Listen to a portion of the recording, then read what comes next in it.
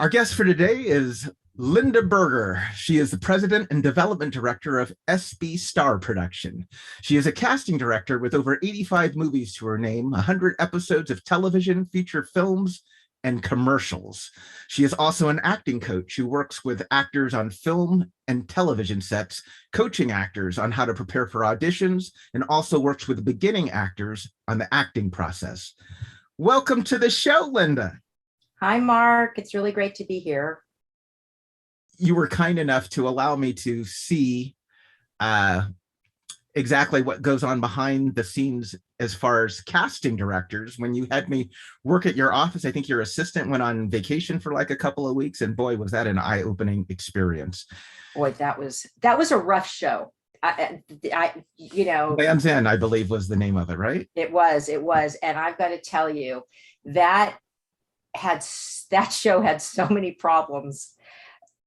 Just the distance, working in Mexico. I mean, we were one of the first shows to actually do an episodic TV show in Cabo San Lucas. Yeah, and that's there right. were no telephones. I had to go down there once a month and work with actors to act in the show because we couldn't afford to bring one-liners down there. And you couldn't call anybody to give them their work call. So you would go to the Kentucky Fried Chicken or the Dairy Queen or one of the other restaurants on the main street and say, hey, tell Jose he's got to show up at the docks at 10 o'clock on Wednesday morning. Huh. And everybody would stop in these places every day, a couple of times a day, to get their messages. And that's how they functioned. Wow. I knew it was a show that presented many challenges, but I didn't know the exact details. Let's back up a little bit. Okay. Got out of high school. You went to college, graduated from Northridge. Yes. So you were working at a talent agency. That's how you first started in the business. How did you get that opportunity? So I never was going to be in the entertainment industry because my whole family was, and I wanted to be in the clothing business. Okay, hold up right there for 1 second. Just give us a little bit of background on your family, and then we're going to get back into that. Okay, my father opened up Motown Records West Coast offices in 1966, managed Diana Ross and the Supremes, the Temptations, the Jackson 5, just all of the Motown artists at the time. And then he broke off and managed Billy D. Williams, and he worked with Diana Ross when she did Mahogany and Lady Sings the Blues, and still to this day manages the Temptations and is the executive producer of Ain't Too Proud, The Life and Times of the Temptations on Broadway. And my mother was the legendary Shelley Berger.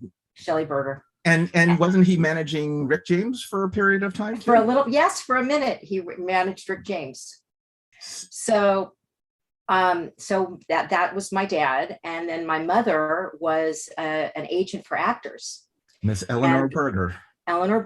And I was in college and I was a communications major and was kind of not sure, what I was going to do. And they gave me a job at Irv Schechter.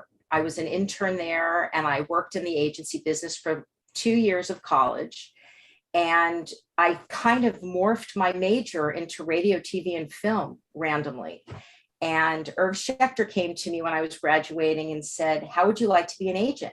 I think you'd be really good at this. And I had never thought about that ever. I mean, I worked in the agency and I knew people and I did whatever. And I said, I really think if I was in the business, I'd like to be a casting director. I collect actors in my mind. I know obscure actors. I love old movies.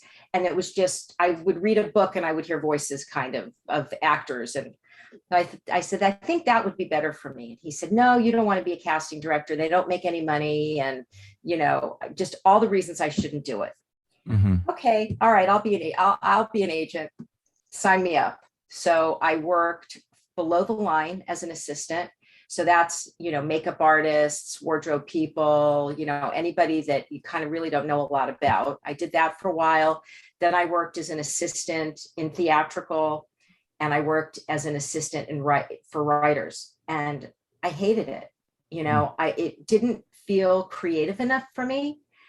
And I basically used my connections and started talking to people, and I met the famous casting director, Mike Fenton, and he told me that I was crazy if I go into casting, that it's a thankless job. Mm. And I then sat down with a woman called Judy Pallone, who was kind of the movie of the week lady. And she introduced me to a woman called Wendy Kurtzman, and Wendy hired me as her assistant. And that is how I started working in casting.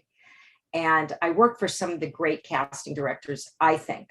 I worked for Wendy Kurtzman. I worked for a lady called Vicki Rosenberg, Meryl O'Loughlin, and all of these were great casting directors in their time. Mm-hmm. And the best boss that I had was a lady called Lisa Mione, and I worked for her the longest. We did the series Dave's World together and a couple of pilots. And after that, I met Fred Dreyer, and he said, I want you to cast my series Land's End in Cabo San Lucas. Oh, and before that, go ahead. Before that, I did a horror movie. It's called The Fear, and it actually won a lot of awards. I would go to Century City at night after my day job at Dave's World, and I would cast a feature film. And yeah, that's a really funny story, because I wanted them to hire Terrence Howard. He didn't even have a SAG card in those days. Wow. Huh. And I said to the producer, I said, you're missing the boat. You've got to hire this guy. And he's like, yeah, well, no. He had a friend that was a good friend of Charlie Sheen's, and he decided to hire him instead. But anyway, it's just, one of those stories. But anyway, that was the first thing I did. And then Fred Dreyer came to me, and I ended up doing the Cabo series. And that was pretty much your big break, that opened more doors? Yeah. So I did Fred's show in Cabo, which was like guerrilla TV making at its finest. I mean, it must have been a horror working with me in those days, just because of what was going on. But after that, I met a guy, Vin DeBona Company, and I did a series called Sherman Oaks, which was kind of like a comedy knockoff on Melrose Place and Beverly Hills 90210. And I did that for a couple of years.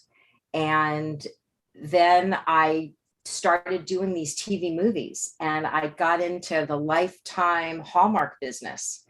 And I did a bunch before I did that, I worked for Franklin Waterman, and I did a version of Mike Hammer, Private Eye. I did a series with Lorenzo Lamas, and I did a show called Born Free. And all of it was done in the Ventura area where they had studios.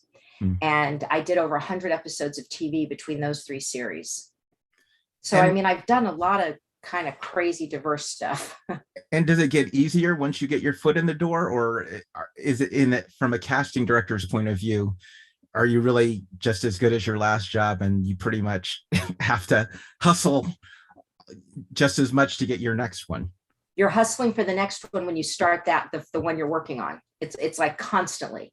You're constantly looking for the next opportunity. And how do you create these opportunities for yourself, these opportunities of work?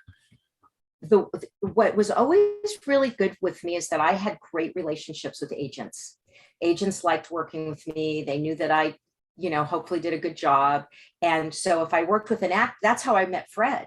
The agents at, it was a company called The Agency in those days. And the agent liked working with me so much. When Fred was looking for a casting director, he asked this woman, Karan, who do you like? And she said, you really need to meet Linda Berger.